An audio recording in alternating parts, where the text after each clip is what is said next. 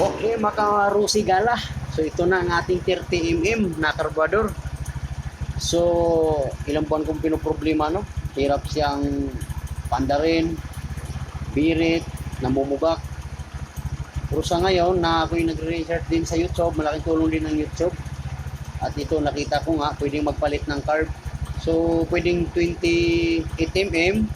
So ang ginamit ko mga karusi gala ay 30mm. So ngayon wala pa siyang cable, kaya ang ko, yun, ginagamit ako muna siyang daliri. So ang hirap tunuhin, no? Hirap tunuhin, namumugak, namamatay siya dito sa 30mm. Pero ang ginawa ko, so ang gasolina ko ay 7 ang pihit ko, tapos ang hangin ay 3. So ito yung hangin, adjust ng hangin sa 30mm carb natin. So ngayon, tinanggal ko yung guma rito, gawa nang hindi siya magkakasya, mga karusigala. Siya magkakasya rito sa air cleaner natin dito sa likod. So ang ginagawa ko, tinanggal natin kasi magkasya at maayos. Kaya ang tigas ng gumang yon, hirap isaklot. So ito, manifold, bago na rin to mga karusigala. Nag-order din ako nito sa Lazada, itong manifold. So actually kasi naman siya sa 30mm carb natin. So ngayon ayos na, hindi ako namumroblema na. Kala ko nung una, ito sa luma, itong luma kinalso ko dito, gawa ng tong box natin, kinalso ko muna. Ito yung lumang carb natin. Kala ko una yung mga G-Tings, nung pinalitan ko siya ng G-Tings, nag-order din ako, medyo nalalakihan nga ako rito sa gasto na ito, hindi pa rin siya gumagana, namumugak. So nag-decide ako, napalitan ko siya ng carburetor. So useless yung mga ginagamit ko ng mga G-Tings dyan. So napagasto pa ako dyan sa lumang carb natin sa Rosigala. So yan yung luma natin na carb, So ngayon, ang pinoproblema ko naman ito, kung paano natin tong throttle.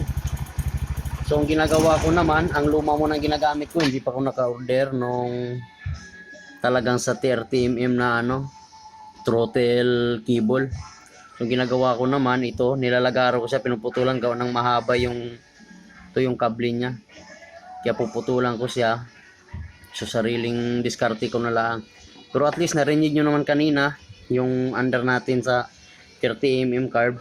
Maayos, mahusay, maganda. Maganda rin so ipopromote ko na rin yung Lazada. Maayos, maganda yung packaging, deliver. Wala namang damage yung carb natin. Tsaka yung sa pinag-orderan ko nito sa carb na 30mm. Salamat at malaking tulong din.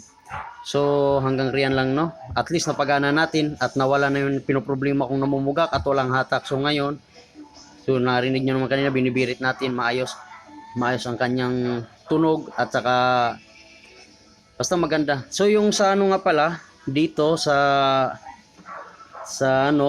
choke, so dinisable ko. So ang ginagamit ko mga karusigala, so yan, pinasakan ko siya ng plastic sa ilalim.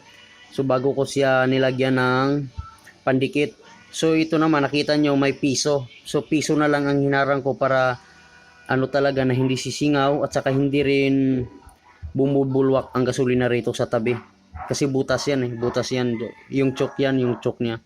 So dinidisable ko siya. Ang ginamit ko nga, pinasakan ko siya ng plastic, saka ko nilagyan ng pandikit, at saka yun, tinapal ko ay piso. Para press na press, kung halimbawa magwasing ka man, o matalsikan man siya, hindi papasok ron sa loob.